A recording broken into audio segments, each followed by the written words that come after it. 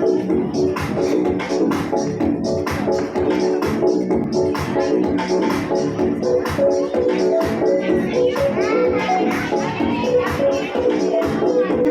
helpers are people who live and work in our communities.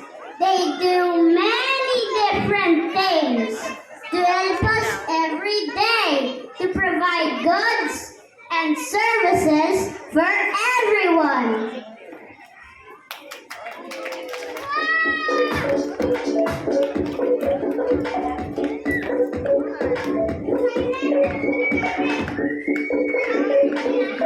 Community helpers are very important. They keep the community safe and healthy, make life better for people, and help the community function more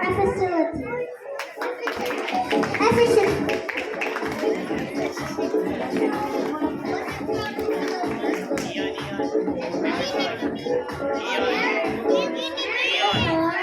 most important thing about community helpers is that they work together to create a harmonious community.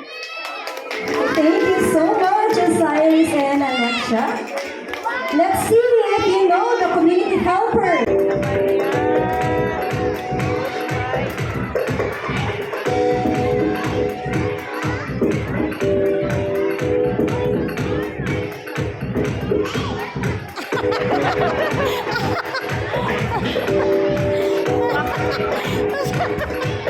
Hold your gun, yan. Hold your gun. Pose. Patay. Pose. For picture. Stop.